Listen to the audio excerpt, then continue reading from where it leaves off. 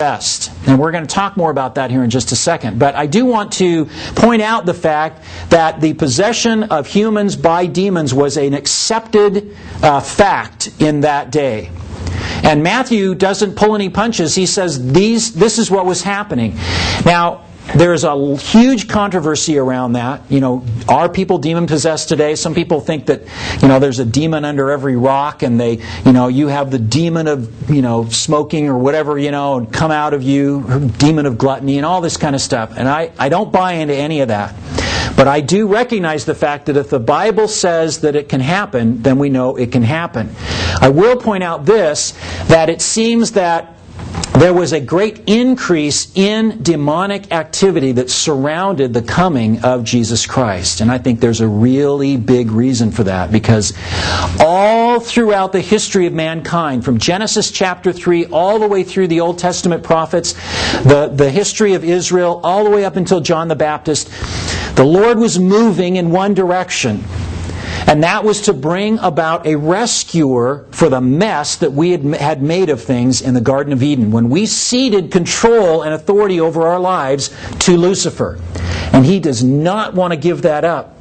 He can read the Scriptures. He knew the prophecies of the coming Messiah. In fact, we'll see in just a second, the demons knew exactly who Jesus was. Do you think for one second that Satan wanted the Messiah to come about so that he could rescue us from our sin?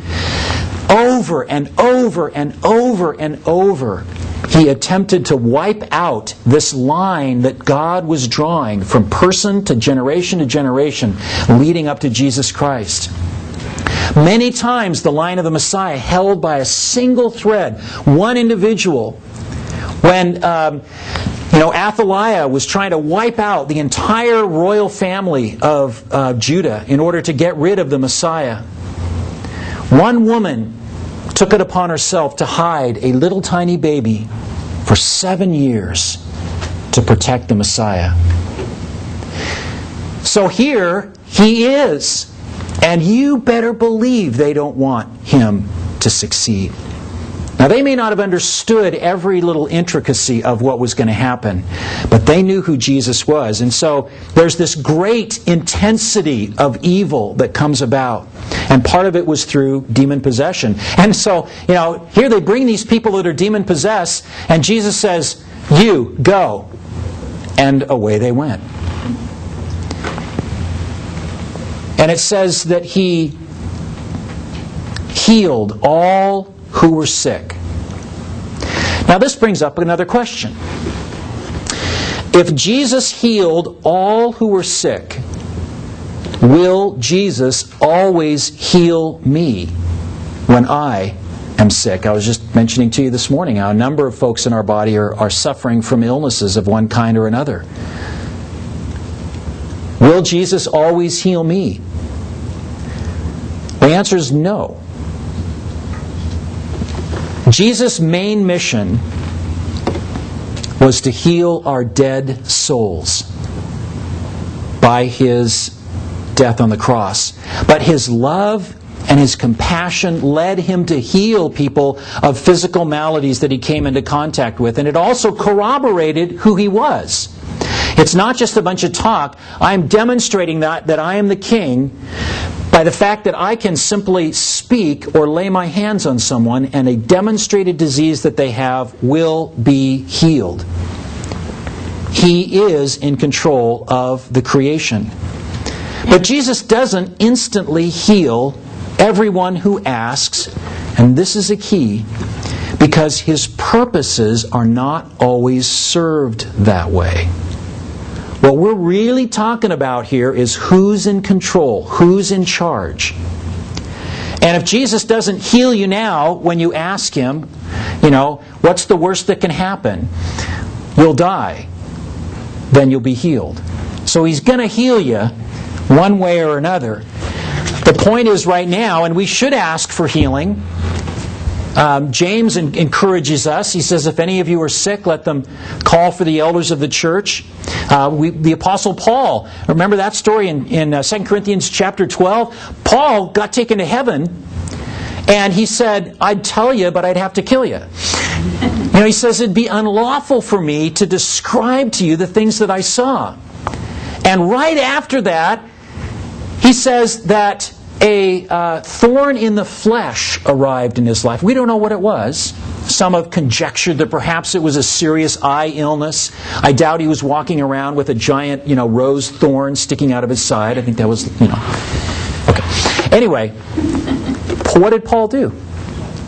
Paul asked the Lord 3 times, please take this away. Please take this away. Please take this away. And what was the answer from the Lord? No.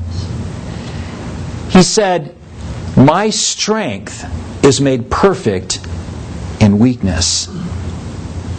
And so Paul said that he was content with that. Because what he was about was allowing God to use him. Remember how we've talked about this? To be transformed into His image so that we can be used to further His kingdom, to bring Him glory. That's what we're here for. And if that could do that, then Paul said, all right, I'm content with that. See, faith in Jesus means trusting and relying on Jesus no matter what. We don't trust in our faith.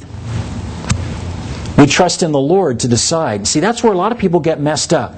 They think, if I'm not healed, I didn't have enough faith.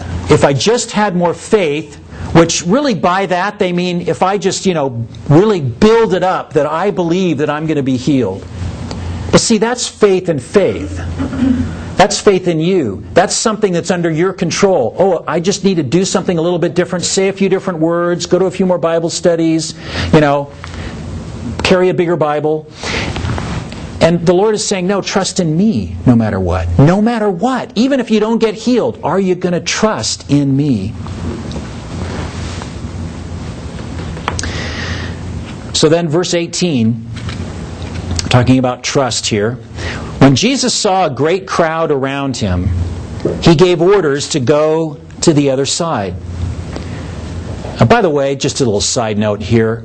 You notice how many times Jesus did this? When He sees big groups of people, He goes away. Jesus was not interested in creating a movement. He was interested in saving a race. And just gathering a bunch of people around was not going to do that. So anyway, He goes to the other side. We'll see what happens there in just a second. But I picture them, coming down to the shore. All right, guys, gather the boats. We're heading over to the other side of the Sea of Galilee, and maybe meeting Him on the shore there. It says a scribe came up to Him and said to Him, "Teacher, I will follow you wherever you go." And Jesus said to him, "Foxes have holes, and birds of the air have nests, but the Son of Man has nowhere to lay His head." Another of the disciples said to Him, "Lord, let me first go and bury my father." And Jesus said to him, "Follow me and leave the dead to bury their own dead." So first, by the way, there's another little side note. These events, as Matthew is putting them down, are arranged thematically, not chronologically.